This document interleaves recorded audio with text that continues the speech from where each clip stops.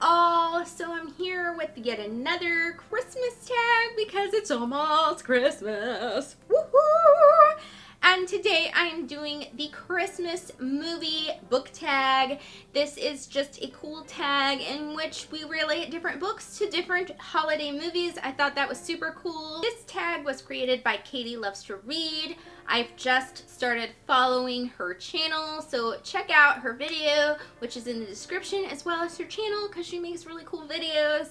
And let's just go on with the questions. The first one is Elf, and this is a book that made you laugh out loud. For this, I have chosen Me and Earl and the Dying Girl. This book cracked me up. I thought it was so funny. There were points where I was laughing so hard that I couldn't read. And my mom would like come in and go, "How are you reading when you're laughing so hard?" And I said, "I'm not. I have to wait till I can stop laughing and then I'll go back to reading this book." Then we have Arthur Christmas, which I totally need to watch because I love Arthur. For this, we are supposed to pick a middle grade or YA book that we think adults would enjoy or learn something from. I decided to agree with Katie, who created this tag, and she picked The Lion, the Witch, and the Wardrobe, or The Chronicles of Narnia. I particularly like The Lion, the Witch, and the Wardrobe and Prince Caspian. Those are my favorites. Out of these books, I chose it for kind of the same reason she chose it, which is it is an allegory. It is a Christian allegory sort of tale or group of stories, and it fits for Christmas because if you celebrate Christmas, it is basically celebrating the birth of Christ. It's kind of one reason why I want to reread the series as an adult soon. I would like to see if I see more of what they're trying to say with the allegory, but it's just a cool group of stories that both children and adults can enjoy.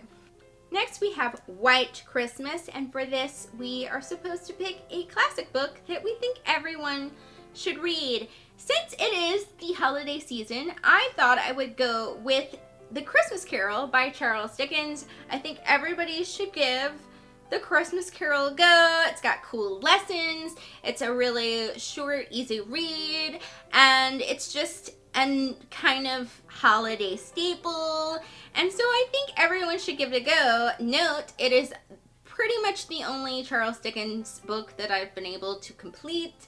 I really want to complete more, but the thing is that Charles Dickens got paid by word, and sometimes he gets rather wordy about things that I don't often care about, like the color of people's hair.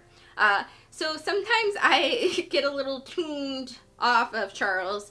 Hopefully I'll get over that and maybe complete some more of his books, but I do think that Christmas Carol is great because it doesn't have any of that. It's just like a fun, enjoyable read, and I think people should give it a try. Next, we have Love Actually. Choose a book with a huge cast of characters. I decided to go with Breaking Dawn. Now, really, all of the Twilight series has a pretty huge cast of characters, but I particularly went with Breaking Dawn because not only are there like the normal vampires and the normal werewolves that you've seen throughout the series, and also some human characters, but there are also a whole slew of vampires that come in to kind of help save the day, as well as the Volturi. So there's just a ton of people featured in this book. Now we have The Grinch, and for this we are supposed to pick a book that features a really great, awesome villain.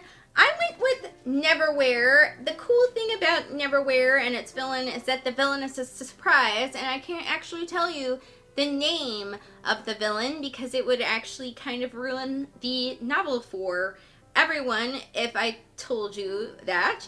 But in addition to having the secret villain that I can't tell you about in this book, there are also a duo of villains called Voldemar and Croup. I believe that's their name. Aha!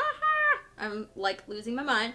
And they are pretty good side villains on their own because they are kind of hilarious in their evil, and they're so very good at being so very bad. So it's got many awesome villains. Then we have It's a Wonderful Life. For this, we pick a book that really made us think about life and maybe think different things about life.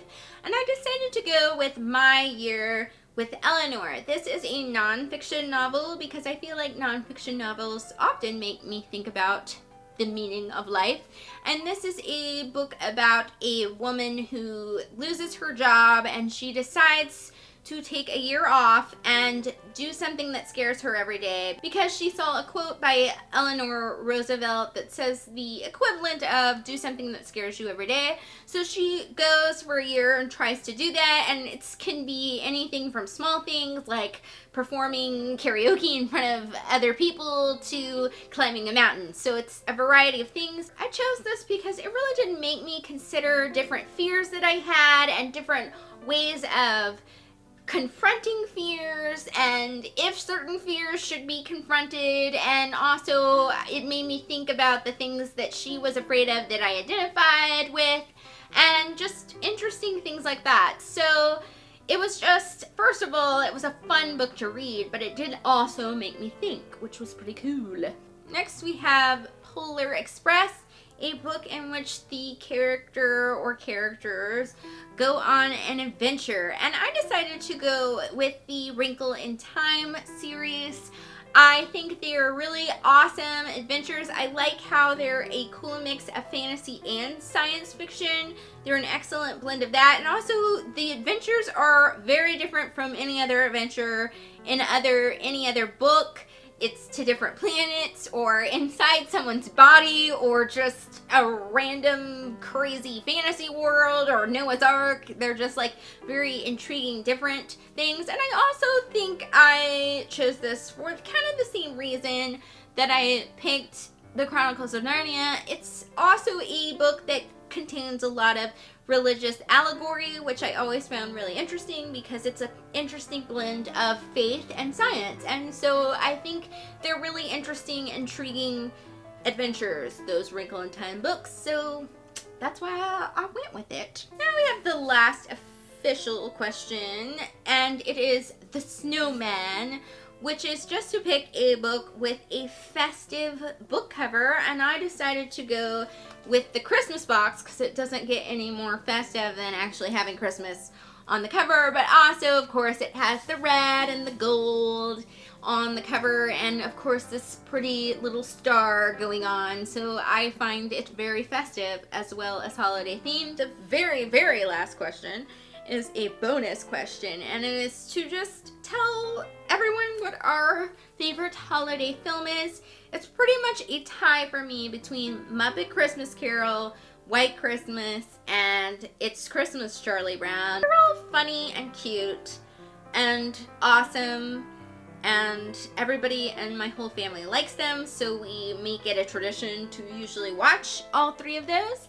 In addendum, me and my mom usually watch the Christmas episodes of the TV show Roswell because that is just our way, and they're really good Christmas episodes, so we enjoy watching those.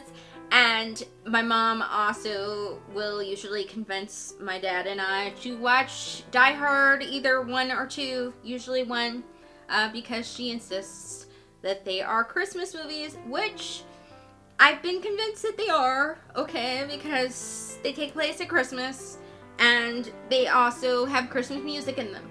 And there is a certain level of Christmas decor, among all the explosions and the violence. I'm personally, as I'm making it through the Die Hard movies, am a fan of 3, but that one doesn't really take place at Christmas. It just has Christmas references. That was the last question. I hope that you all enjoyed this tag. I hope you have a happy holidays. Happy holidays. Okay, I mentioned White Christmas, okay, and it was going to come out sometime. So, have a happy holiday. Have a fabulous Christmas, and I will see you next week. Thank you for watching. Bye!